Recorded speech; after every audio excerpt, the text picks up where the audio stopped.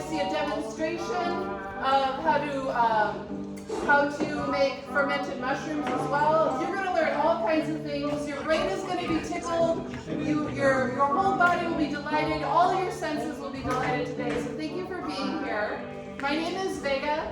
I'm part of the Fungus Federation, and I love to host edutainment events, and that's what this is. So I'm really happy to be here with you all.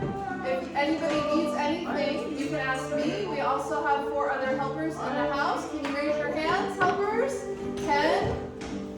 Kitty? Dan is in the back in the purple shirt, and Fred is in the kitchen, and we are here to help you. So today we are really, really pleased to have a Krautmeister run our workshop. He is from Farmhouse Culture fame, which is the Santa Cruz-based fermentation company. He's written 3 cookbooks. One of them you'll see back here. If you're inspired to ferment some more, you can pick up the cookbook and bring it home, and you'll have how many recipes? About 100 recipes to delight your senses. Without any further ado, we've got Shane Peterson. Take it away for us.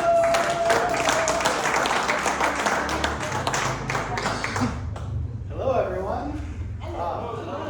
Welcome. Made it out on a Friday night to come ferment. So excited to be here. I've been really excited the last few weeks. Actually, tore my calf muscle, so this is basically all I've been doing. So yeah, I'm really excited to be here, combining 2 things that I love, which is foraging. Mushrooms is one of the things I forage, but foraging in general and fermentation. So to give you a little idea of who I am, my name is Shane Peterson. I have been in the industry working with fermented food and beverage for about 18 years. Give you a quick story about Farmhouse Culture. My mom is the founder of Farmhouse Culture. In 2008, she hit me up and was like, "Hey, do you want to come make sauerkraut?" And she always has crazy ideas, so I was like, "Yeah, sure." So I showed up, and in the beginning, it was just her and I. She would sell at farmers markets, and I would hand mix cabbage and salt into a barrel. I would literally crawl into the barrel, my whole body, and just be mixing by hand. That's how we started. And then it took off. We got into Whole Foods, and by flash forward 10 years, we were in 15,000 stores nationwide. We were making millions of pounds of sauerkraut a year. And as we progressed, I just kept kind of working in different parts of the company. I basically did every job over the course of 10 years. But my passion was always in innovation. I love this stuff. I love getting my hands in the produce and the dirt and coming up with new innovative flavors. It's just what I love to do. So I love rediscovering old traditions that have been lost, because that's what most of this is.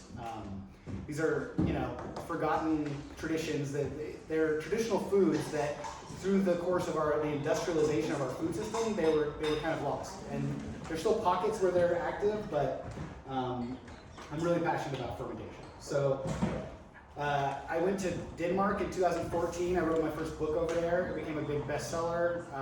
And in that process, I, for the first time, went from the commercialized production mindset to how do I relay this to the home cook? So that was a really interesting experiment, and it did really well, and people were really into it. So I'll share with you kind of the way I have a method that I do things a little differently. I use metric weights, but we're using imperial jars, so I have kind of a method for getting around that. So yeah, I'm really happy to be here to share the knowledge. This is going to be fun. I've been geeking out on mushrooms hard, as you can see. We got all kinds of good stuff. We can taste at the end. I know I just wanted to torture you guys a little bit by having you stare at it for 2 hours. But we have fermented shiitakes, oysters. I have a dry salted portobello, which I'm going to demonstrate up here. We have, this is an experiment I'll explain to you. These are creminis, porcinis, which are a little soft, and then a couple krauts. And then these are actually king trumpets that I wanted to show you this method for fermenting in these pouches. I'm not a fan of plastic, but it's a really interesting way to do it when you have an odd number. If you only have a few mushrooms in your forage, because sometimes you don't have enough to fill a whole jar. So let's see here. So I want you to leave here feeling like you're empowered to make your own ferments, specifically mushrooms. I think I have some takeaways that'll be really useful for successfully doing it. But I also want you to come away with something else. I want you to understand that this is a microbial process and we are microbial beings. Like literally everything on this planet either has a microbiome or is a microbiome. So you can't escape it. There's bacteria everywhere. So right now in this room, like there is so much going on that we can't see. We are all covered from bacteria from head to toe. We're pluming bacteria, so we're sharing our microbiomes with each other. When we make our ferments, we're going to be, in a way, putting our microbiological signature on it. In Korea, there's a concept called son mat, which means mother's hand taste. And so I think there's something in that the kimchi, like everybody that makes their kimchi is slightly different. Like your mom's kimchi tastes different. So it's maybe not known that it's a microbial. It wasn't known a long time ago, but nowadays we know that it's the microbe. So just to give you a brief overview of the history a little bit is about 150 years ago we figured out pasteurization and we started pasteurizing everything. Right around the same time we figured out all these technologies, the commercialization and the industrialization of our food system kind of just took off. So these sauerkrauts and pickles are kind of the main two that we know here in America. So most sauerkrauts and pickles today are actually still fermented, even if they're on the shelf and they're vinegar based. They go through a fermentation process because the fermentation process is so powerful. It's cheaper for the massive pickle producers to actually ferment the pickles. Then they dump the brine out and they add vinegar and pasteurize it. So, but it still goes through that fermentation process because it's building flavor, it's doing all kinds of other stuff. So, but the thing is if you add vinegar and pasteurize it, it'll last forever at room temperature. Like literally 20 years, you can open a jar and it's still going to be edible. It might be mushy, but it's not going to kill you. So it's a fantastic technology in a sense that there are certain applications it's great for. Sauerkraut and pickles, however, are one that I don't think is a better process. So the pickles or sauerkraut that you ferment at home, they'll last for a year, 2 years in your fridge. We always put our expiration date at 10 months because that's right around the time the bacteria start to die off.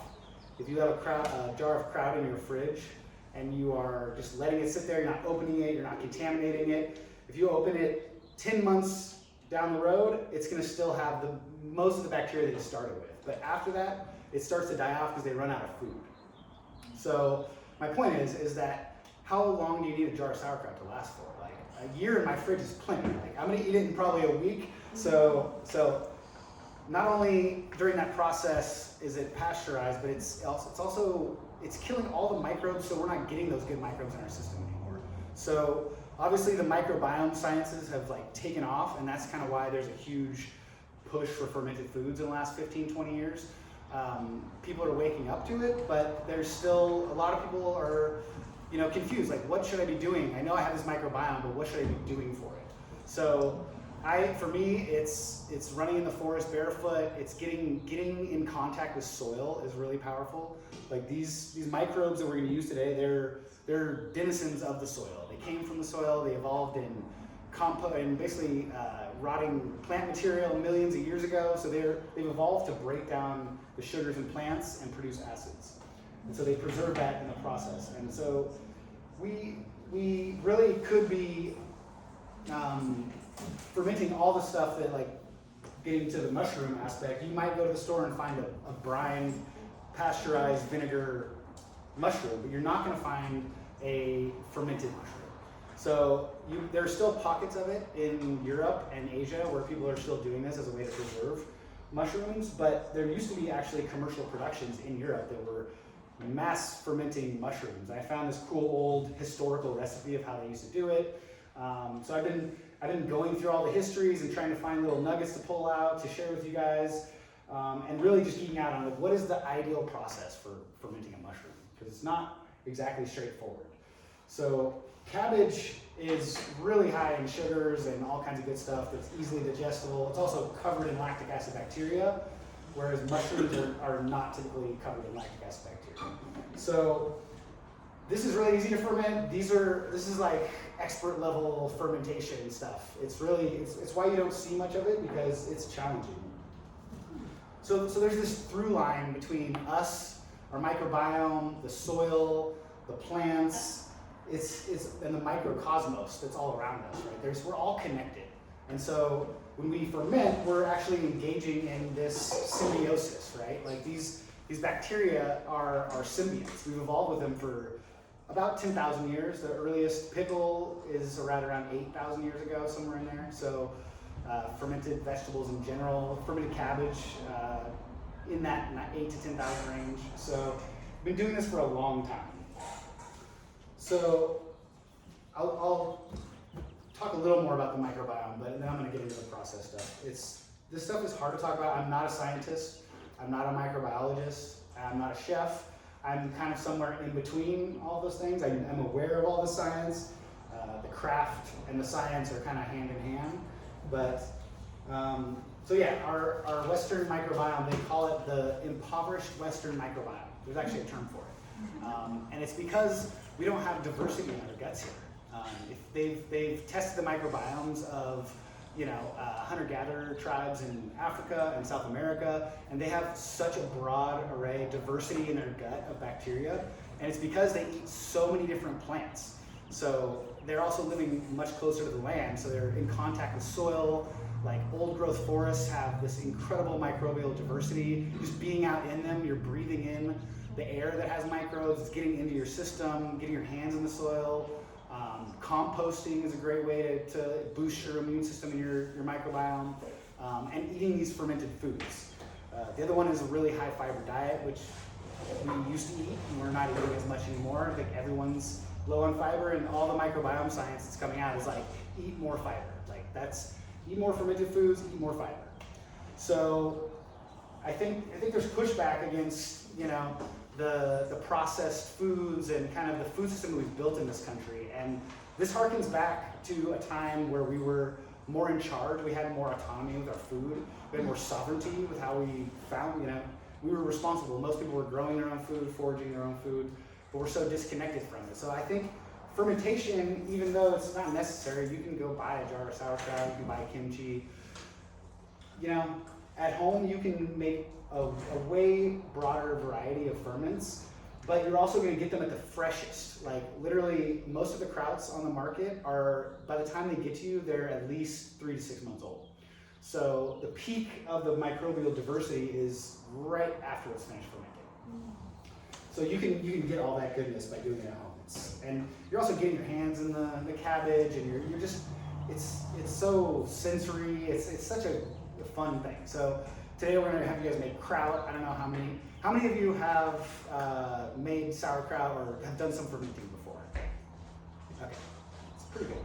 How many of you are mushroom foragers? Okay. How many of you are mushroom foragers and have tried to ferment mushrooms? Okay, cool. You're giving me a baseline. Okay. So I'm going to go into the lactic acid fermentation, and then I'm going to go specifically into the mushroom fermentation. And then as I'm talking about the mushroom fermentation, I'm going to start doing a demo. I'm going to do a dry salted portobello, and we're going to do a brine hodgepodge mushrooms. So the lactic acid fermentation is it's a really powerful tool for preservation. So essentially, we're going to cut the cabbage, and in doing that, we're going to expose the sugars. We're going to add salt, we're going to mix it, and in doing so, we're using a coarse sea salt, so we're going to be breaking down some of the cell walls, and then through osmosis, that salt is going to draw the natural liquid out. So there's the craft and there's the science. Like, you literally can know nothing about the science and still ferment. For hundreds and hundreds of years, thousands of years, we didn't know there were microbes. We've only known about these bacteria for about 150 years. So for all the thousands of years before, people were successfully fermenting and they didn't even know they were microbes. They were literally like calling in the gods to teach their pots how to boil. So the root word of fermentation is actually tied into the root word for boiling, ferere in Latin, and so it means to boil. They called it the cold boil because they didn't understand what was going on. They just saw it bubbling and they knew that meant it was working. So I'll throw out some scientific words. If you don't remember them, it's okay. It's not gonna like make or break. That's why I bring up the science and the craft, because like you can still successfully ferment without knowing the names of the bacteria and such. So these lactic acid bacteria, they're halophilic anaerobes. So that means they are salt-loving and they thrive in an anaerobic environment. So the key is we want to get things cut and prepped and in the jar as soon as possible, because as soon as we cut a cabbage open, the air, like there's yeast and mold and bacteria, they all want that sugar. They're all drawn to it. So I'll get into more of the process, but I'm using the cabbage as an example because it's just such a great example. So once it's in the jar, that's when it really starts fermenting. So we have there's going to be two main phases of fermentation. So there's a hetero-fermentative phase and there's a homo-fermentative stage. And this is important to remember. So we just started the ferment. Let's say I just put this into fermentation today. So the sugars are exposed, it's got the right amount of salt, everything is ready to go. The bacteria are going to come in and start doing their work. So the first strain of bacteria that comes in, they're called leuconostoc mesenteroides. And it's a hetero-fermentative bacteria. And so what they do is they start acidifying the ferment.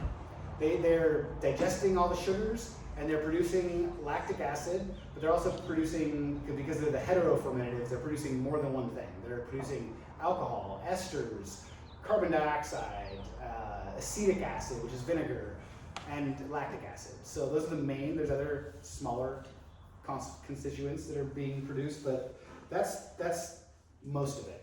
So for the first 3 to 4 days, that bacteria strain is going to be most active. So you can look at it like a forest succession, right? Like there's pioneer species that come into the forest to colonize in the beginning after it's clear cut or burned. And so that's what the leuconostoc are. They come in and they're the pioneers. They're like trying to set the stage and make it more acidic. So that basically they're basically like, it's like a microbial warfare going on. Because there's other organisms that are naturally going to get in there. So they're trying to produce these acids and these things to actually ward off other microorganisms. So in the process, they're preserving it, but they don't care about that. They're just trying to outcompete everything else. And so these different lactic acid bacteria all kind of work in conjunction with each other. Leuconostoc comes in, and then another wave comes in, and the leuconostoc, they aren't as acid tolerant, so they start dying off. And then the next strain of bacteria comes in. And then ultimately, there's about 5 that are the main ones.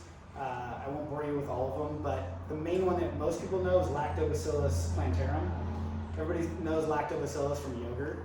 There's different strains that do yogurt versus vegetable ferments, but that's the one that's going to finish it, and that's a homo-fermentative bacteria. So that only produces lactic acid. So the reason why this is important is that for the first 4 to 5 days, it's going to be really active and all the CO2 is going to be produced. So that's one thing. In that process, that CO2 is filling the little bit of headspace we leave here, and it's actually it's protecting the top of the ferment from yeast and mold and other outside organisms that want to get in there and colonize the top of the ferment. So yeast and mold, they like oxygen, so they typically grow on top. Once the heterofermentative stage is over, right around day 5 to 7, so the gas production stops. So that's one thing to know is like if you open it after day 5 or in that range, 5 to 7, you're getting rid of this. You're letting the CO2 out that's actually protecting it. So you only want to open it if you're like pretty sure it's ready. So that's one aspect of it. The microbial succession it's not something you need to know, but the heterofermentative and the homofermentative is good to know. So, because the gas production is important, and also when you're culturing things, I'll get into the culturing side of things, but you can use a sauerkraut juice or a Rejuvelac, or back in the day they used like sour milk, whey. There's all these things they have lactic acid in them. You can culture your vegetables with them, but if you use a sauerkraut that has fermented for like 3 weeks, then you're culturing your vegetables with just Lactobacillus plantarum. So you're gonna get a super sour sauerkraut, it's gonna work, but you're not gonna get all those subtle nuances that you get from wild fermenting it, or using a starter culture, which is what's in there. So there's kind of 5 main factors that the home fermenter has and is in your power to control this. So there's time and temperature, there's salt percentage, there's your method, dry salt versus a brine, and then there's sanitation, which I'm going to talk about. Sanitation is really important. The first step in every single one of my recipes is clean and sanitize all of your equipment and set aside to air dry. Like literally one of the last things you're actually going to do is chop vegetables, because by the time you're ready to chop vegetables, like everything else is already done. You want to basically chop it and get it in the jar as soon as possible. So at Farmhouse Culture, we set standards around, it's 15 minutes from the time we start shredding the first cabbage to the time the barrel's sealed. That was our goal, because if you have like a machine breakdown, or let's say you forgot an ingredient, you've chopped all your cabbage and you have to run to the store, like that cabbage sitting there that's already cut is probably going to be full of yeast and mold. It might have softening issues. So something that small, or not sanitizing a jar properly, can actually make a batch go bad. So sanitation is important. Time and temperature is also kind of a moving target. So they're correlated. So the higher the temperature, the faster it's going to ferment. The lower the temperature, the slower it's going to ferment. And that goes to the bacteria. The lower temperature fermentation is going to favor the heterofermentative, and the higher temperatures is going to favor the homofermentative. So you're going to have a uniformly more sour kraut if you ferment at high temperatures and high salt. And you're going to have more of a nuanced flavored kraut if you ferment at lower temperatures at lower salt. So those are kind of the variables. 62 degrees Fahrenheit is kind of the ideal temp for fermentation. You can do a DIY home fermentation, I call it fermentorium. You build take a cooler, and there's all kinds of ways you can do it.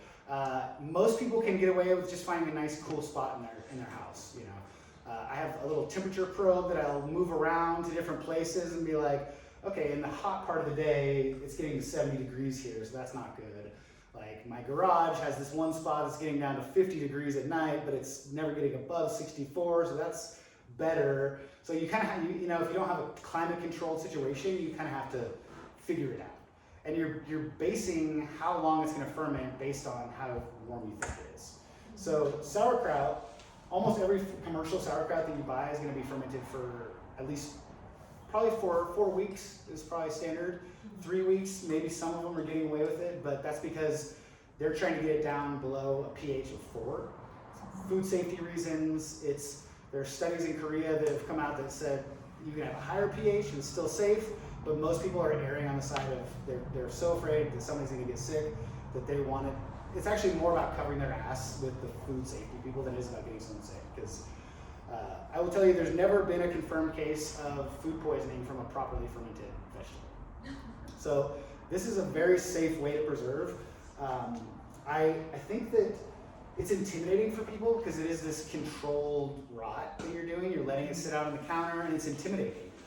It's like the #1 feedback I get from my book, people that reach out to me, is one, I don't want to use metric. And that's probably #1 by far. I don't want to buy a scale, and I don't want to use metric. And then 2 is, we lost 2. 2 is just the intimidation factor of letting it sit out. They've never done it personally or seen it done professionally, so they're intimidated to let something sit out. Thank you. So can I ask you a question? So you meant this time of year we should be fine, but in wintertime it's like too cold, right? Like if you put it in your garage and it's 63 in the afternoon, but it goes down to 48 at night, that's probably... Yeah, that's getting a little cold, but I mean, in Korea they ferment at earth temperatures. They'll take the ongi pots and actually bury them in the earth. I think like cellar earth temperature is right around 52. So, okay. But they go like low and slow. They ferment for a much longer period. So I would probably rather have it be that than hot. Yeah, okay. So. And then your favorite sanitizer? Yeah, I have it here. I use the Star San. It's the one that's commercially available. It's what a lot of the brewers use. They're iodine-based sanitizers, but they kind of leave a little aftertaste of iodine that I don't like. The Star San is a good one. It's back there. Yeah, I have it back there. We'll break it up so I can show you guys. guys. So any other questions right now while I'm, okay, cool. Everybody's with me? Okay. So I'm trying to get through all this sciencey stuff so we can start chopping stuff and have fun. But I don't want to overload you. I know it's a lot to take in, but it's simple. Really, we're just cutting vegetables and salting them and putting them in a container. At the end of the day, knowing the science is useful, but you know it's not going to make or break you. The salt percentage is going to be in the 2 to 4% by weight of vegetables, and the brine is going to be in that 3 to 5%. So those are the salt ranges. You can tweak those as a fermenter. So if, let's say you have a cold spot that you want to ferment, you can actually lower the salt content a little bit, and it'll help speed it up. So if you have a really hot spot, you can actually raise the salt concentration, and it'll slow it down, but it'll still get really sour. So it'll still favor that lactobacillus plantarum. So once it's finished fermenting, you move it to refrigeration, and it slows the fermentation way down. So like if it's 42 degrees in your garage, it's gonna be going very slow. If you put it in your fridge, it's still gonna continue fermenting a little bit, but it's not gonna be getting much more sour. You're kind of trying to like pause it right at that prime moment. And so every ferment has a different time. The mushrooms are like 5 to 7 days, and even 5 days is like, sometimes it's like you have to catch them right before they go soft, because that's the number one thing that's going to happen with mushrooms, is they are going to lose their texture. Everything in my research has been because that is due to the enzymatic activity of the mushrooms, not the actual bacteria. So let's see here. Let's get into the mushrooms. So historically, the mushrooms were fermented all over Eastern Europe, over Asia. It was just the primary way people preserve mushrooms, actually. Drying, salting, curing, these are all viable methods of preserving things, but fermentation has the added benefit of adding flavor. Like, we're not just getting something really salty that we have to dilute. We're actually building this flavor that we can add to the things and flavor our dishes. So it's a really powerful way to ferment. The most common mushrooms that I found were the milk caps. All over Eastern Europe, people ferment milk caps. The saffron milk cap, I think it's the red pine, that's the one that I have the commercial instructions for doing so. Armillaria, Lactarius deliciosus, Lactarius salmonicolor, I don't know how to say that. The woolly milk cap, the rufous milk cap, so lots of milk caps, the man on horseback, slippery jacks, and russulas. So one interesting thing is that you can use fermentation to actually reduce the toxic load from toxic mushrooms.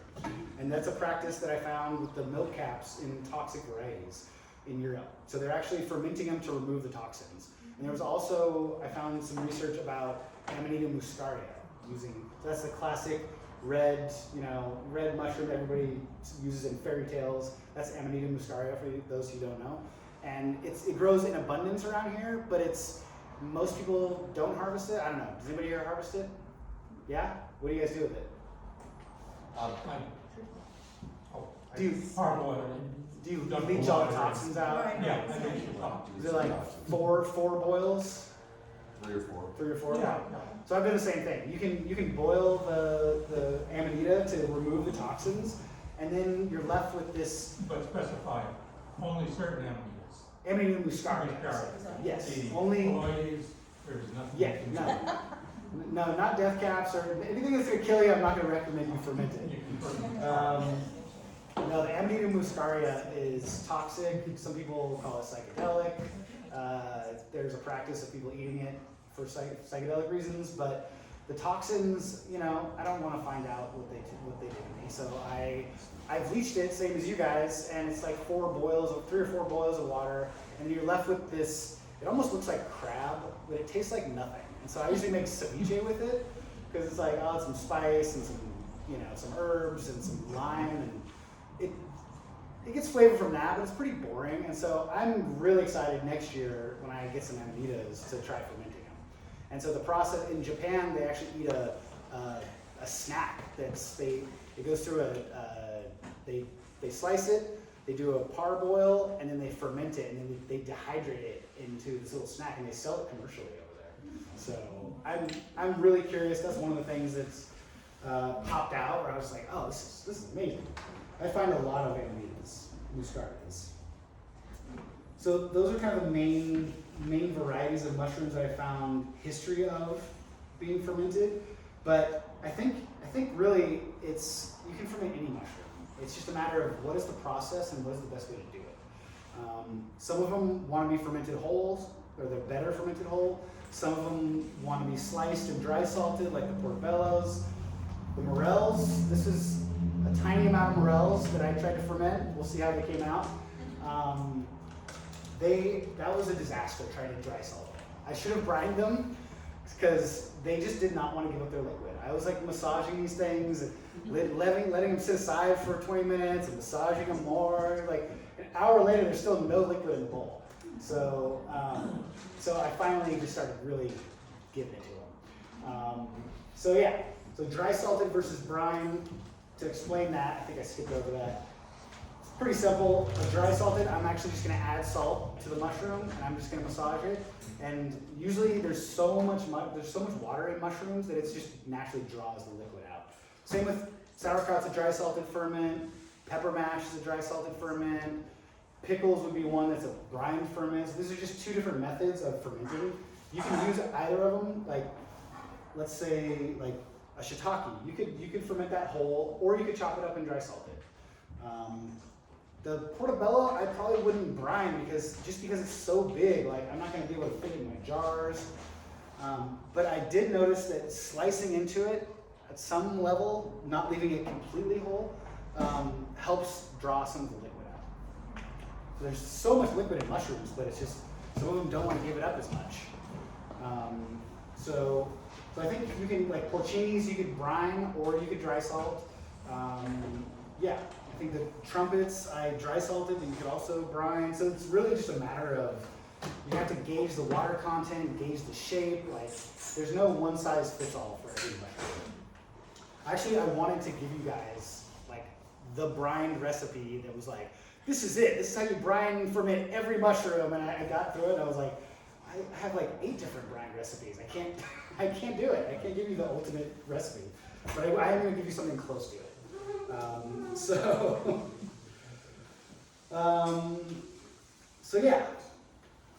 So we want to fill our jar as close to the top as possible with leaving headspace. Like that right there is too much headspace and you can get contamination. And so that's where this comes in. So like, let's say I went foraging and I have like a half a pound of porcini. Well, I need like 2 full pounds if I want to dry salt it and fit in there. So I probably wouldn't want to use a pint glass. Like, I don't know. This is just a really nice method. I discovered this at Noma. I don't know if you guys know Noma, but I had the privilege of eating there about 10 years ago, and they took me into their fermentation shop, and I got to see all their stuff. And they had served us a sliced, brined, fermented porcini that was then dehydrated and then dipped in chocolate and sprinkled with sea salt. And that was our dessert. It was incredible. So they dehydrated it just enough so that like it wasn't brittle, it was still chewy a little bit. It was just fantastic. But this is a really interesting method. I'm going to do this with the portobellos to show you. What's cool is that you're sucking out when you vacuum pack it, you're sucking out all the oxygen. So you know you're giving it an anaerobic environment. And then as it ferments, like you can see this is bloated. This was like sucked down to nothing when I did it. But the bloat that you can see is actually the gas that's being produced. So I'm going to demo that. Let's see here. Any questions, anybody? The morels, you said you tried it with a dry salt? I did. And in hindsight, it's like so obvious that I should have brined them. But at Is it the because moment, because the morels are so moist? well, yeah, they have a lot of moisture in them, but they're also a lot of air, you know? And so, like, there's not as much, yeah, One question about the morels. yeah. Since all of this is done at room temperature, any idea what happens to the toxins? From morels? Yes. Yeah. Since uncooked morels are quite toxic. Okay. I mean, I hadn't even thought about that actually. We'll find out. Yeah, I mean, Honestly, I don't something forage to and I sample don't on harvest small morels, so that quantities. I was at Far West Fungi and they just had little baskets for 15 and I grabbed them on my way out. There've been a couple of major poisonings at commercial restaurants with people eating raw or undercooked. Okay, good to know. I didn't know that. So even dehydration Sorry. of morels are not safe. I mean, I'm gonna try them, but yeah, we can put them over here for now. Well, the reason I was asking is there's a sushi restaurant in Saratoga, and the chef is a fairly well-known Japanese chef, and he has a tradition of pickling morels. And Okay. if I recall, he was talking about a traditional salt pickling that he's going to do with the morels. So I had given him a whole bunch of morels. So I was curious whether or not you had ever tried that or knew of that particular technique. So, I mean, I think when I hear pickling, it's actually a great time to bring this up. So pickling gets used interchangeably with fermentation, right? Like, does anybody know what the difference is? Mark? Acid you add and acid that's fermented. Exactly. So, like I was talking about with how sauerkraut is fermented and then pasteurized, so that's acidified. So if you add a vinegar to something, like a quick pickle at home, like let's say you want to make a quick pickle, somebody I was talking to earlier about quick pickling mushrooms. That's a pickle technically, but if you ferment a mushroom, you could call it a pickled mushroom. So there's some confusion there because it gets used interchangeably, but when I hear pickle, I think he's using vinegar. That'd be my guess. I mean, you could also be. I haven't tasted it, so I can't tell whether it's pickled or salted. Yeah, And I'd be often curious. heat. Often heat. What's that? Often they use heat. for- I don't for think pickles. you used heat though, Dan. Yeah. How often do you?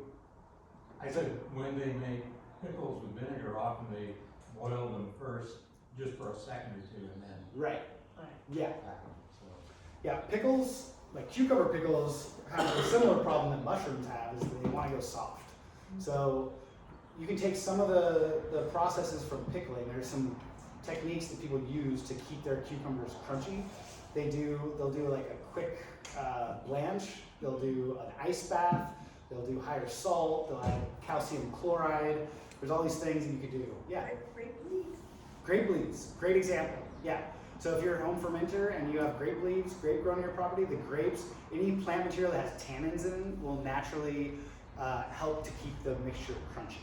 So I think employing some of those on the fermented mushrooms would actually be really cool. Great comment. Great leaves. Let's see. So when you are deciding on a mushroom, when you're deciding how you want to ferment a mushroom, first thing you need to decide is the process. Do I want to dry salt it? Do I want to brine it? And then blanching it is a really interesting idea. So I blanched the creminis. I was following a process basically based on trying to come up with the ideal recipe and limit the softening. So on these I did a 2-minute blanch, and then I should have done an ice bath, which I didn't do, but they actually really retain their texture better than any of the other mushrooms. So like a 2-minute blanch, I really think is a great thing. What it's gonna do is it's gonna limit the microbial load coming in on the mushrooms. It's gonna basically kill off anything that's on there, and it's gonna stop any kind of like enzymatic softening process that's going on. So a blanch, and then straight in the jar with a brine is a really good method. You can do just the caps, you can do whole mushrooms, you can slice them, so you kind of have to figure out, okay, what do I want to do with these mushrooms? The water content of the mushrooms is going to dictate how much you decide to, like, if you decide to go brine versus dry salted. The other one is added sugar. So this is what I found in commercial productions. They were adding sugar right around 1 to 1.5%. And what that's going to do is actually boost the bacteria, give them more food. So you're not going to end up with any sweetness in the end or any residual sugar, but what it's going to happen is going to give the bacteria a boost.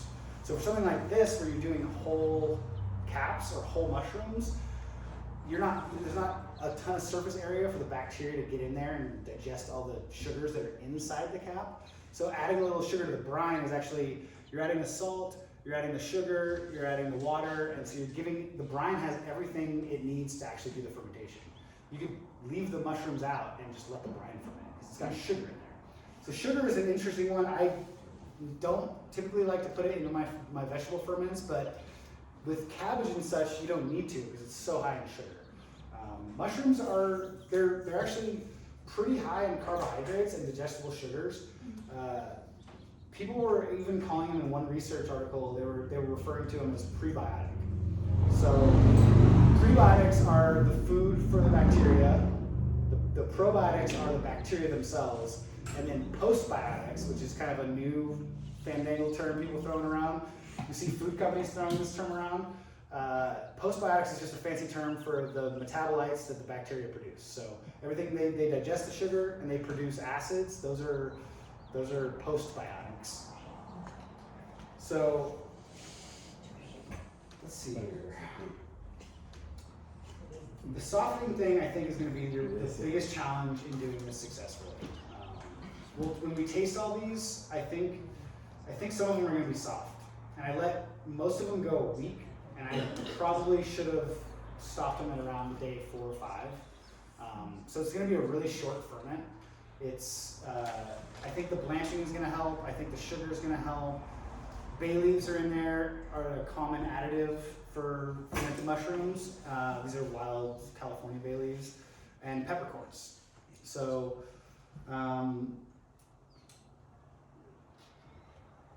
yeah. The historical recipe was pretty interesting. They take red pine mushrooms and they take this is how they did it this was in, I think, Poland or one of the Slavic countries. So this is the Soviet Union, Czechoslovakia, and Poland. That's the region they gave me. So red pine mushrooms were fermented in 200-liter barrels. They cleaned, sorted them, washed them. They removed the stem, and then they laid the caps in layers in the barrel, face down, cap down, and then they would do layers of 100 kilograms to 4 kilograms of salt. So they would literally just lay 100 kilograms of mushrooms in the barrel and then put 4 kilograms of salt on top. And so when they put the next layer on, the bottom of those mushrooms are going to be on the salt, and it's just going to draw all the liquid out. So because you've already cut it, it's got a spot, and the gills are going to release liquid. So and then they fermented them basically at a 4% salt percentage. So that's kind of the target salt percentage I would recommend. You get away with 3%, but 4% I think you're gonna have better chances with the softening.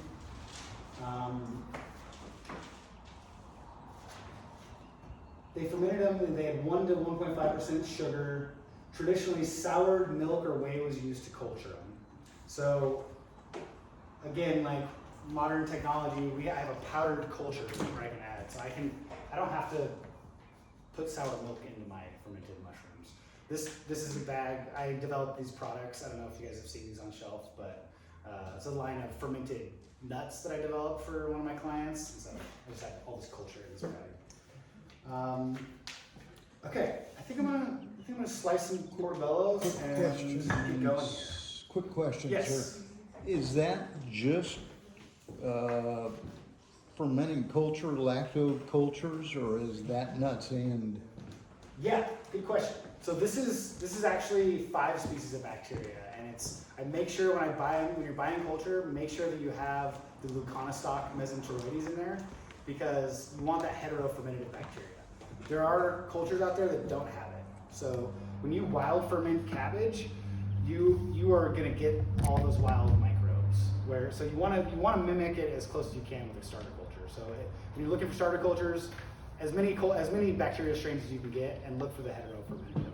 Yeah. I'm confused. Are you saying that the go nuts is a startle culture? No, or that's just no. a bag you're. This is just the bag. Okay.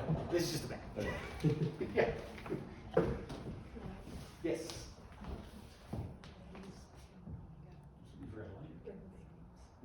Oh, it's okay. No, it's okay. Yeah, totally. That's fine. Okay. So let's do some fermenting. Any more questions before I dive into this? Okay, good. Couple hundred maybe.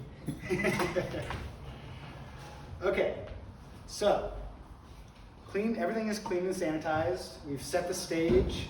Bowls, knives, cutting boards, everything that the food is going to touch has been cleaned and sanitized.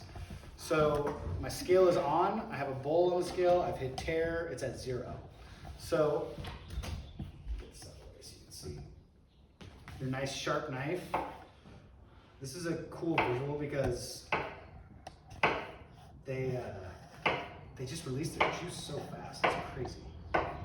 So I'm gonna weigh as I go.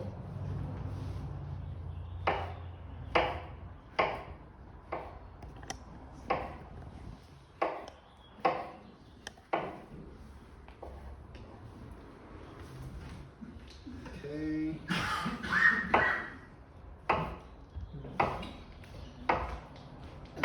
I'm cutting them a little thicker because that's going to help some of the softening. The smaller you slice them, the more surface area is exposed and the softer they're going to go. So a little thicker slice is good. I'm at 246 grams here. When you say a little thicker, can you, is that Like, we'll go metric, is it 2 centimeters?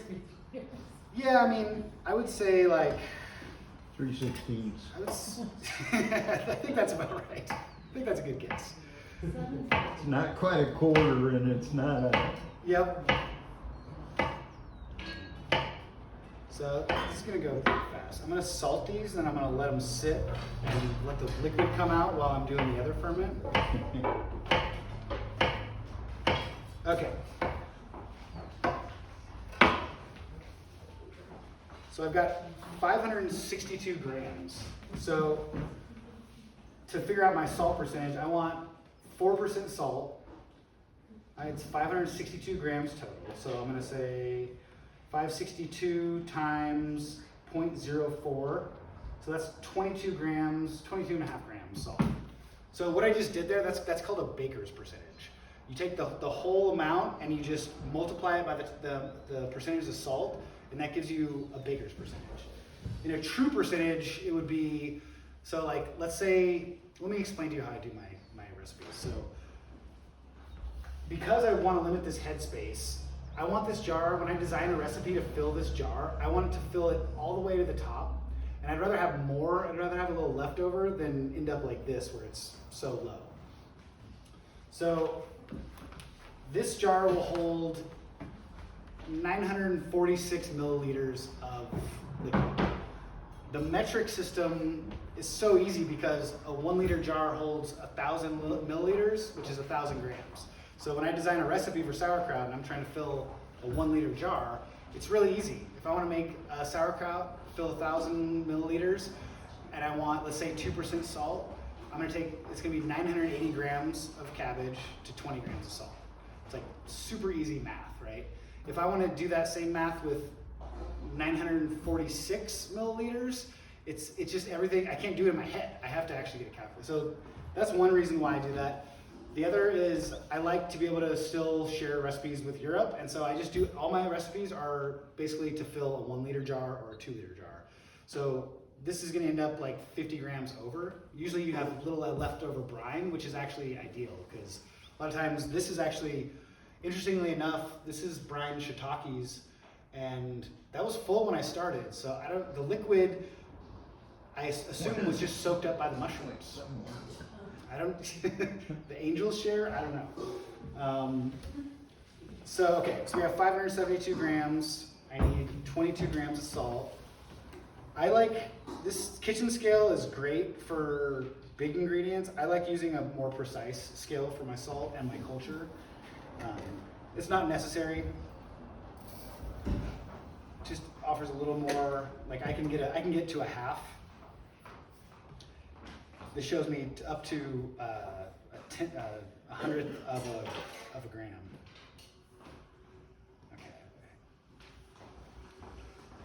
there's 22.5 grams. So I'm just gonna sprinkle it kind of all over, and I'm just gonna kind of toss it.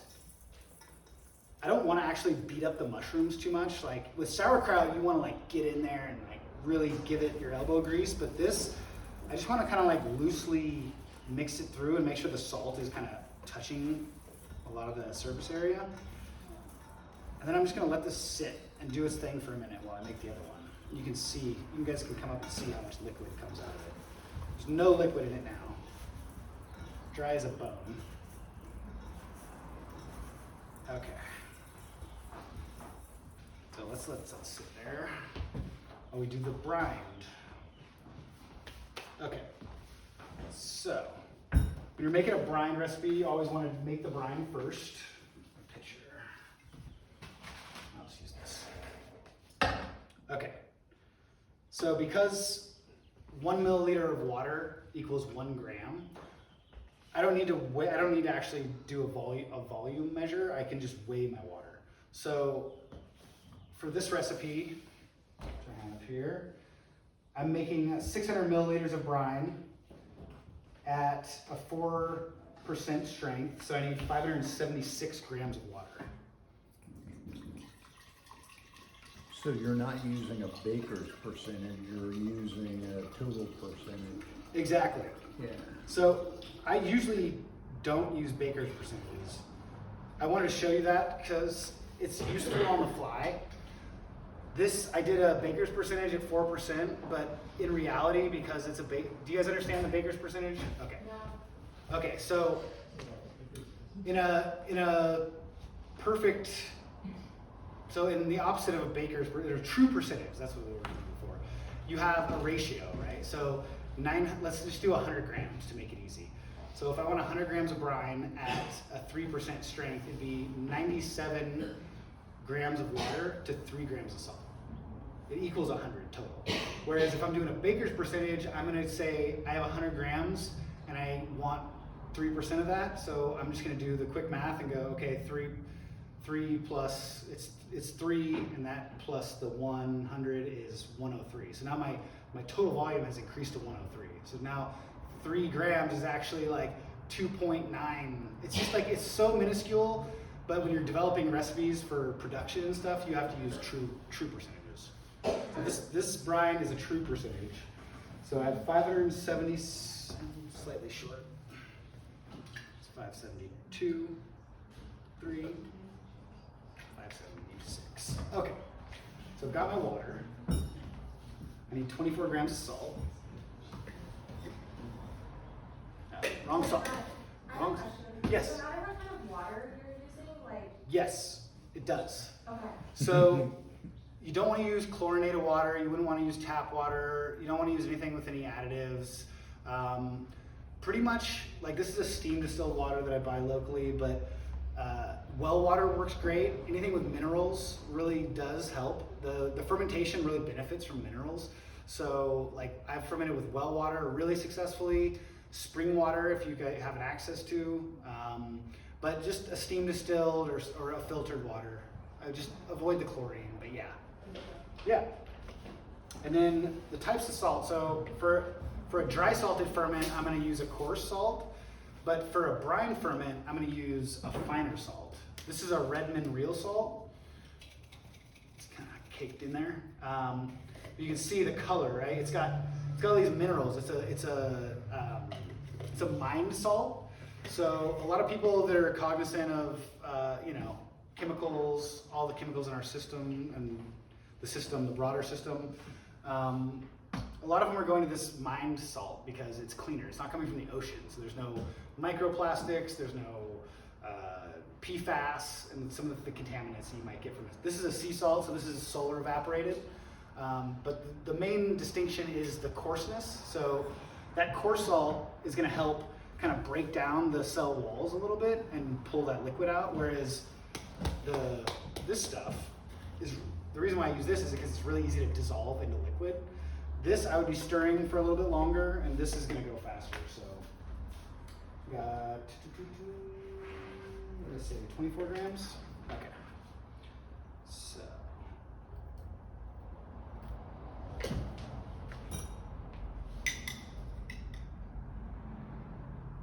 3.48.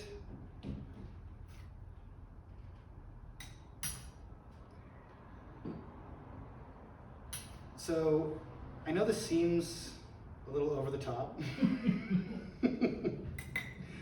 Don't get me started.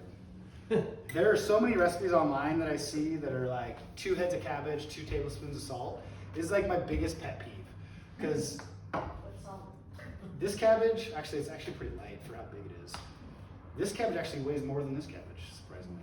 But cabbages can weigh up to like 15, 20 pounds. They can be huge. So like a head of cabbage means nothing. If you see a recipe that says a head of cabbage and a tablespoon of salt, like, Go find move another on. recipe. Also, Yeah. a tablespoon of kosher salt is not the same as a tablespoon of Exactly. salt. Yeah, totally. The salt's all way different too, so good point. Okay, so we've got our salt. I don't have a long enough spoon, so. I lost some of the minerals. It's okay. Okay, so see how fast that goes into the solution. There's still a little bit at the bottom. With some of the mineral salts, you'll see like it won't quite fully dissolve, but those are just the minerals at the very bottom. See it right there. See that? So that's the salt in the water. I'm also going to add a 1% date syrup to this. So I like date syrup because it's got minerals in it and it's easy to go into solution. You could use a coconut sugar, you could use a date sugar and dissolve it like that. You can use any kind of sugar. I just like date syrup because it's California. We have a local or local-ish source. So I'm going to do 1%. So it's going to be 10 grams. So I tared my scale. Boom, 10 grams. That's a little dangerous what I just did because if I went over, then I was going to have to redo it. I don't really recommend it, but the date syrup's also kind of hard to work with because if I had weighed it into one of these, then I'm like doing this back and forth trying to get it into solution. So now we have this like iced tea looking brine, right? Sounds good. Right? That's the good stuff. Okay. Is there any benefit to boiling the brine first? Sorry, say again? Is there any benefit to boiling the brine first in terms of killing any You know, things you don't want to get in there? if you were concerned that there was some kind of microbial load for whatever reason, then yeah, you could. I've never actually done that because usually I'm trying to find a really clean water source to use as a root, so yeah. Was the date syrup the sugar, right? That's the sugar Yeah. content. Is that a percentage as well, the same percentage as the salt? No, actually, so I did 1% date syrup, I did 4% salt. But is that just from the recipe or is that a ratio that it's called? It is, so the 10 grams is 1%, so this recipe I'm making is equal to 1,000 grams. So the total is gonna be 1,000. The mushroom portion is gonna be about 40%, and the brine portion is gonna be about 60%. I took that 1% for date syrup out of the brine portion. So when you're adjusting ingredients like that, you're gonna wanna always take the brine, the liquid portion out of the brine, and if you add in dry ingredients, take it out of the dry.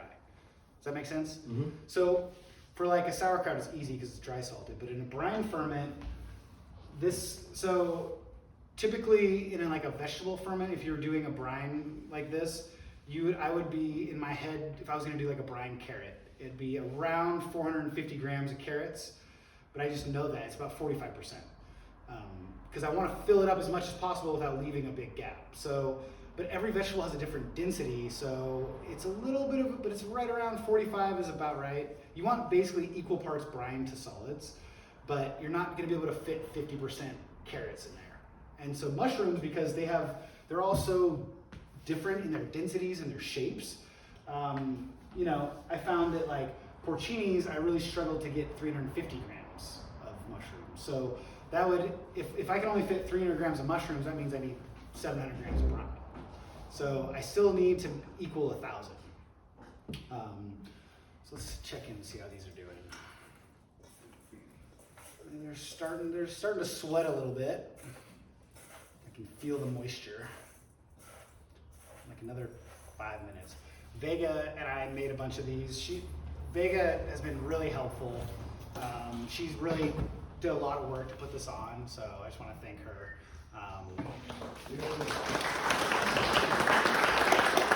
And also, Far West Fungi donated all the mushrooms, so I forgot to mention that earlier. But we did this in her kitchen, and I did this, I set it aside, and we were talking and doing something else, and I looked over, and it was just like literally liquid pouring out of these things, so that'll probably another couple minutes. Okay, so now got my brine. I'm gonna tear my scale again. Actually, can you grab me some of the oysters and a handful of shiitakes, please?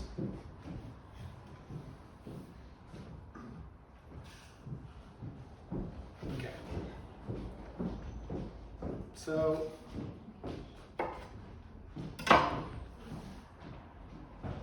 I'm just gonna cut the stems a little bit, not much. I'm gonna leave them pretty whole. I had success with these shiitakes. I'm just gonna start throwing them in. So, okay, thank you. That's fine. You just set it. Oh, you guys brought them? Oh, can you do that? Oh, those, I thought they were oysters. Those are cute. Oh, they're dry. Oh, got it. Okay, that's fine. That's fine. Okay, so I'm just cutting the stems. I'm gonna go like this a couple times. I want to fit as many as I can in there, but I also don't want to like smash them down and break the mushrooms.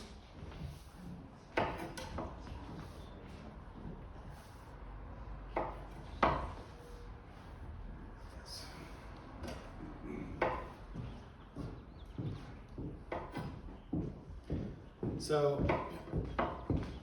when we taste, oh, These were hiding. okay, bringing all the mushrooms.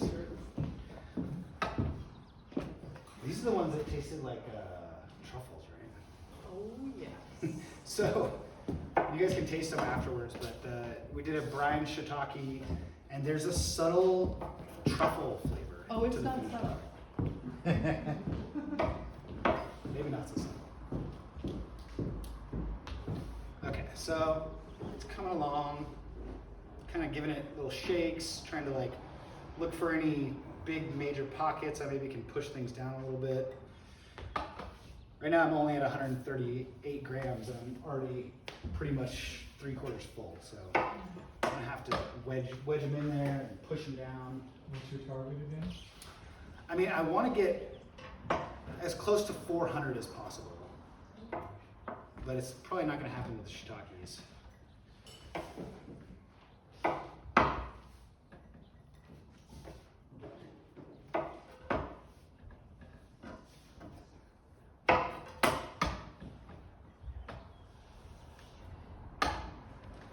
It's kind of. Let's see here. I'm getting there.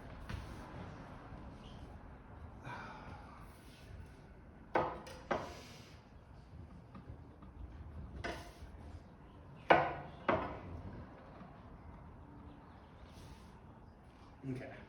When you blanched the, or 2 minutes, whatever it was you did, Yeah. Did they shrink at all? Ever so slightly, but it was pretty minuscule. Yeah. For these guys he's talking about, Yeah. 2 minute blanch into the cold water. I snap the caps off first. So that's 250 grams, just to give you an idea. So there's a couple pockets. I probably could have fit more. I could probably push down a little more, but I made extra brine. So I made 600 milliliters. So I might actually be a little short. Let's see.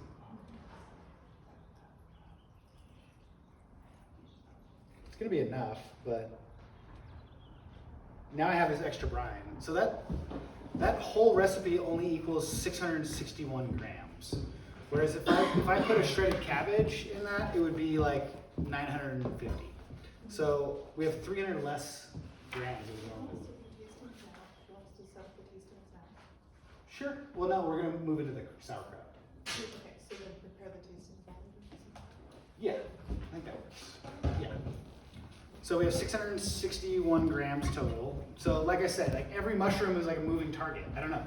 With porcinis, I can fit 330 grams. With these right now, I just fit 250. I was kind of rushing a little bit, but so where's my magic powder? Okay. Forgot one step. So this stuff is added at a very, very low rate. It's like 0.08%. It's really, really expensive stuff, so this is going to be a tiny amount. Do you sell that? Sell this? Yes. I don't, but I have a company back east that makes it that I know pretty well, and they're great. Cutting Edge Cultures is the company, and I know the founder, and they're doing cool stuff. So, so you can see I added that culture on top. I meant to add it before the brine. I like to add the culture to the top of the ferment as opposed to putting it in the brine because I want to make sure that every drop of culture got into that jar. So that's ready. I just need to seal it. I have my, not leave it out. I have a couple cool little gadgets here. So the dry method, you don't need culture, but with the brine you do? No, with the dry salted you do too, Okay. but not with the sauerkraut. So if I was just gonna dry salt like these, I'm gonna add culture and I'm gonna add date syrup to these too. So this little thing is called a visco disc. I don't know who named it, but they did a better job of designing it. They didn't end up naming it because it's really useful. So it just clicks into place. And now that little thing is sitting on top of the mushrooms, pushing it down below the brine, and boom, voila. And that will give you the headspace that you need. Yep, I have about a 1/2 inch to a 3/4. It's like just right there is where the brine is. So this little space up here, 3/4 of an inch is headspace. That should give it enough room to breathe without, if you get it too full, then it'll start spewing out the top of the little, this is a one-way valve. Yeah, I skipped over equipment. So there's numerous versions of these kind of fermentation lids. They're all about the same. Vega likes the pickle pipes, and I've never used those, but I really like these. You get like 4 of them for 15 to 20 bucks online. And what's cool is you can put them on a quart jar, you can put them on a 1/2 gallon jar, you can put them on a pint jar. You just have a lot of variability. This is my beautiful crock. This is made by a local ceramicist up in Berkeley, and this has a water moat in it. I don't know if you guys are familiar, but these are awesome. I've actually never used it. It's brand new. So this has this water moat here, and so what you do is you fill that full of water, and then when you set the lid in, it sits in there, and it's like a moat, and that creates a seal, and then it allows it to off gas, so it can bubble out through the sides, but nothing can get in. So if you get really geeked out on fermentation, I highly recommend one of these. This is a 2-gallon guy. And then make sure that you get these weights with it. These.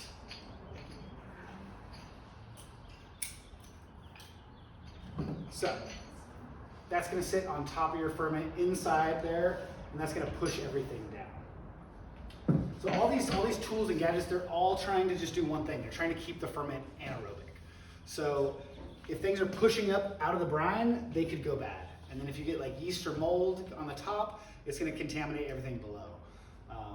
Yeast is one thing where it's like, it's a judgment call. It's going to taste a little bready, but it's not going to hurt you to eat yeast. So if you have a little yeast on your ferment, it's usually, you can see little white spores and you can kind of smell it. It smells like bready, yeasty. You can scrape it off. You can try to still eat it. I don't like bready ferments, so I usually toss it, but depends. Whereas if you have mold growing on top, that's another subject altogether. If you have mold growing on your ferments, it's like pretty much just toss it. Some people will scrape the top and try to salvage what's below. In like a sauerkraut, that might be okay. If you have mold growing up here, you might be able to scrape, but it's a total judgment call because the mold can actually send tendrils down into the medium, and you don't know what's going on inside. So they could be producing toxins, and so I just would recommend if you have mold, just toss it. especially if it's in a brined. If it's growing on a brine, it's definitely sent tendrils and it's like adding gnarly stuff in there. I have a question. Yeah. How can you distinguish between the mold and the yeast? So you can look it up online. The main yeast that infects these kind of ferments is called cane yeast, and it's like kind of a white film, but it's not like when you see mold growing, it's got kind of like hairs on it. It's more it's more concave, you know. It's sticking up more as opposed to more of a film. So and you can smell the yeast usually.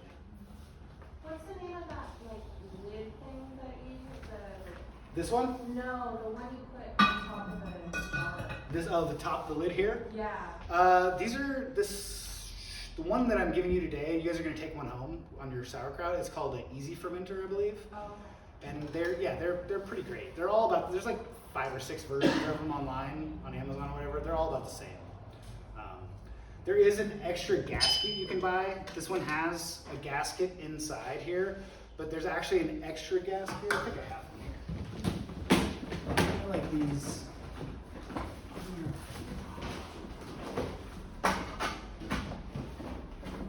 There it is.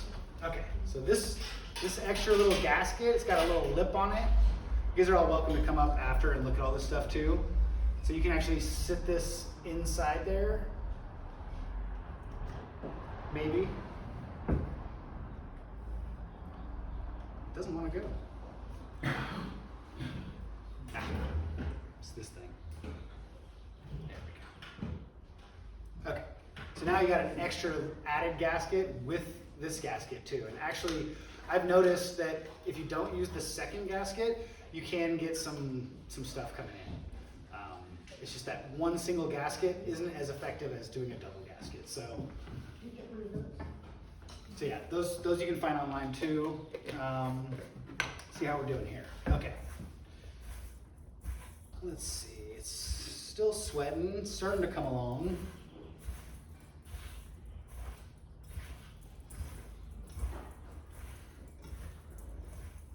Okay.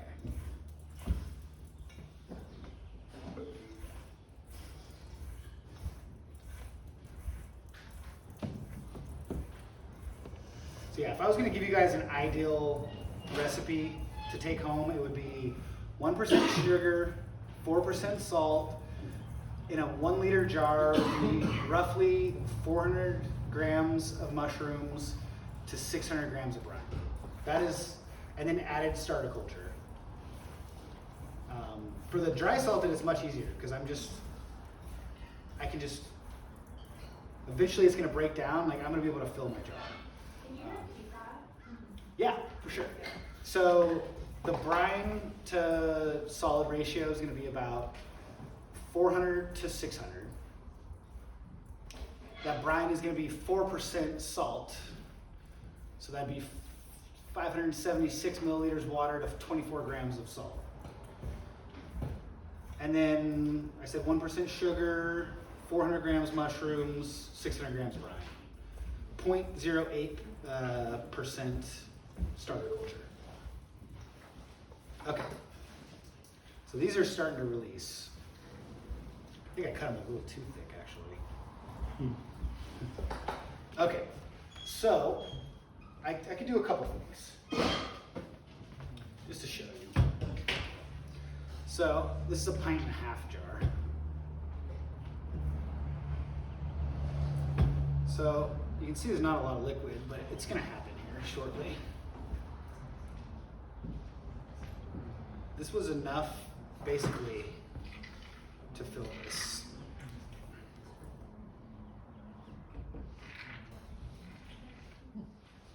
So as you're filling, you're pressing down on this is dry salted, not on brined. You're pressing down, you're trying to get it to release the juices. I don't care if these get a little beat up because the finished product is just kind of this, it's gonna look like that. It's not gonna be whole mushrooms. So that's actually the perfect amount to fill this jar. So because I don't have, the method for topping these off and getting this submerged is different than a brine. So the visco disc that I showed you is not going to do anything because these particles are going to come up through those little grooves. So the best way to get these submerged is either with like a glass weight, or you could take a cabbage head. We're going to show you that method for the sauerkraut. But this is a useful method for other ferments too. If you have a head of cabbage laying around in your fridge, which I always do. Shocker. You can like wedge this in here. You can see how the brine's coming up above it. It's actually too much cabbage. So this is a feel thing. Sometimes it takes 2 leaves, sometimes it's a half a leaf. This is about a half a leaf. And you kind of just fold it up and get it into the roughly the shape. Put it right there. Boom. So that's actually about perfect. I'm not giving much headspace, but this method is kind of different because you're actually using I'm pushing down on the lid on the cabbage leaf. I'm trying to get it to actually push down. So that's a dry salted portobello. That'll be done fermenting in about 5 days. But I'm actually going to just tear it all apart and show you something else too. Any questions? We had just heard that you use grape leaves. Yeah. I'm just wondering, could you replace the cabbage with grape? Or is the grape too thin and not? You totally could. No, you totally. I mean, the grape is a little thin. It doesn't quite have the thickness that the cabbage does. But you could use any edible leaf to do this. You can actually use root vegetables to do this too. You can take like a chunk of rutabaga or a chunk of beet and cut it into a disc that would fit on there. It's also a nice way to do it. Call your mushrooms. Yeah. But they do make these really nice like ceramic or glass weights you can buy. Like basically you can get as geeked out with equipment as you want, or you can go as basic as you want. I mean, all you need is a jar and a lid, and you can ferment. But I know we all like our gadgets. Okay. Could I put some seasonings in here? Yeah. So herbs and garlic or? Yeah. So I'm just focusing on the process and just fully focused on the mushroom aspect of it. But yeah, I was gonna get into variations, like especially with the brined, it's really nice to add the bay leaves. I think you could do some really nice spices. Some curry spices would be interesting. Some jalapeno, you could chop a jalapeno and throw it in there. Like you can do whatever you want. There are certain kind of rules around. You don't want to exceed. Like with sauerkraut, you have about 25% of the recipe to play with. You want 75% cabbage typically. If you get below that, you can kind of get some off things going on. But with this kind of thing, yeah, seeds, maybe not nuts, but definitely spices. Yeah, I think a spicy mushroom would be good. Okay, so I'm just gonna redo this because I want to show you the vacuum pack.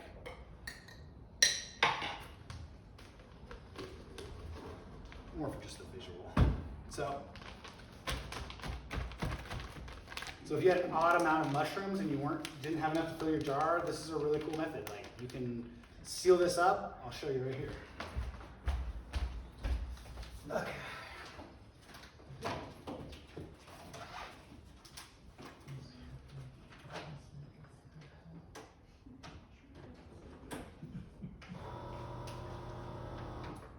I did learn that you don't want to wait for it to fully suck all the air out. Right when I did that, I started seeing liquid as soon as I started liquid going to the top of the pouch, I hit seal. There's always a seal button. And then for some reason, I just had a hell of a time with those umbrellas because I could not get them to rinse the liquid, and I couldn't get the bag to seal, and it's been leaking, and so. And now you can't eat them anyway. I know, now exactly.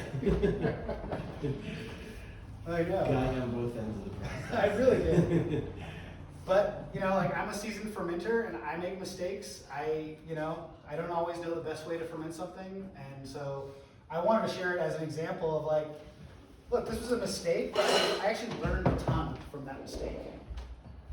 So there's our vacuum packed portobello's dry salted 4%. So I can kind of check on it. I can actually kind of feel how soft it is as it's fermenting. So yeah, I think that's a pretty cool way to do it. I have a question. Yes. Is there like a rule of thumb for the recipe? Like you said, like this one you do like a 3% salt. This one would it be a 4%? Is there like a rule for that, or do you just have to find a recipe that's been tried? I would say it's gonna be 4% is probably your ideal for brined and for dry salted for mushrooms. Yeah. For mushrooms, but I mean, is there a rule for like for cabbage or for anything? Totally. There's ranges. So like sauerkraut is in the range of 1.5 to 2.5%. If you get much below 1.5, you can have some things starting to go off. Obviously, more salt is going to be more preserved, but that doesn't necessarily mean that it's going to be most beneficial for the bacteria. So you can have like 12% salt. It's really preserved, but it's actually not fermenting because it's got so much salt that it's actually not good for the bacteria. So then you have pickles, brined ferments in general are in the 3 to 6% brine strength range. So you can think about it like this, like 2 to 4% for dry, or 2 to 3% for dry salt, 3 to 6% for brine, but those are actually pretty equal to each other because if I'm doing 1,000 milliliters and a 1,000 milliliter jar and I'm dry salting it, that's going to be 20 grams of salt at 2%. If I'm making 500 milliliters of brine at 4%, it's still going to be 20 grams of salt. So you're still about hitting about the same salinity. So look at like a 2% dry salt is the equivalent of a 4% brine. So those are kind of the main two, like pickles. I mean, hot sauce is dry salted, but it's in that, you can go higher. Some people go higher. It's in that also like 3 to 5% dry salt. So it's on a higher dry salt. There's, what else? I mean, those are kind of the main categories. But within those, you can tweak them. Like carrots versus cucumbers, I would probably go with a higher salt percentage with cucumbers because they're going to want to go soft. So carrots are going to retain their crunch, so I can get away with a lower salt percentage. So there's some of that like nuance of like trying to figure out what the right salt is. But yeah, I mean, I've just tested all of them so many times that I know like beets like a little bit more salt, carrots can get away with a little less, cabbage a little less. Yeah, it's kind of a feel thing, but there's a range. So Is that why they should buy your book? I was gonna say it, but I didn't want to selflessly promote myself. But yes, Go ahead. you just skip all that and just buy my book. And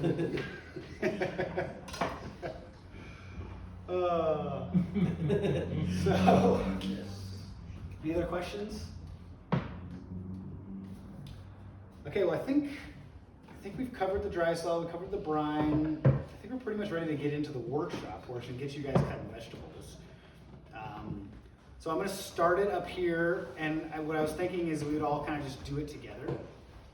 I'll be chopping, and I'll wait for you guys all, and then I'll have Vega come up and take over, and I can walk around and talk and help you. Yeah, let's do a break, for sure. 5-minute bio break, everybody. Are you going to talk about Oh yeah. Did you really? Oh, that's sweet.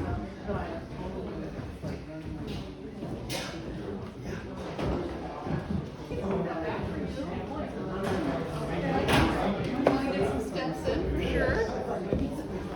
Yeah, totally. Yeah. So I wanted to just talk about it in the sense of like what it is, and I think it would be.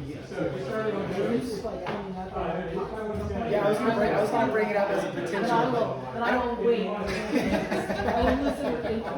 I don't have a ton of information to share about the technique. I would say with yours, have you added? I've been feeding it. Yeah. Parsnips, carrots, and cabbage right now. I didn't want to start adding anything. It's again, you watch like a Brazilian music smell. Yeah, it's starting to really get that nice. Does it live in your kitchen? It does. Does that like bother you? No, we like it. You can get it in the fridge. My house, I don't always my house is like perpetually at like 60 Fermenting degree? Oh, yeah. Wow. But I'm like, I do it. Oh, Oh, I you're- know with you. Oh, I just stopped because I learned a long time ago when I tried something new. Oh, it's got too much going on. Yeah, I learned that. For sure. There's been some incidents where my kids are like, is it supposed to be big? No. No, it's like really don't tell everybody. Experience fermentable. But this is the wrong thing. So I was curious. I was like, okay, I just don't know what I'm doing. I didn't want to try. And there's some of the, I'm not sure all kinds of things. I want to be kind of looking for neutral flavor and not do anything too nuts while I'm Yeah, that's super cool. But I'm impressed. I was kind of, because it's like, I didn't know, it's like, and what's It's like having a pet, really. all these things. Well, like that even more so, I feel like it's because it's so I like that. Oh, is that weird? how many kids do you have? How long? Yeah, the brand, rice brand. Well, it's like I didn't start fermenting when I was like, Pretty cool, right? It's, you can ferment vegetables in like 2 or 3 days once it gets cooked. Cannabis? I will tell you. Are you gonna sour? Yeah. It's like, I do a lot of, and,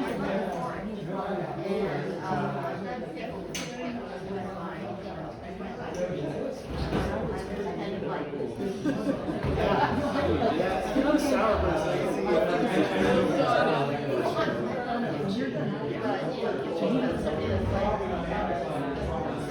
yeah, it's typically only fermented about a week, so it's less sour.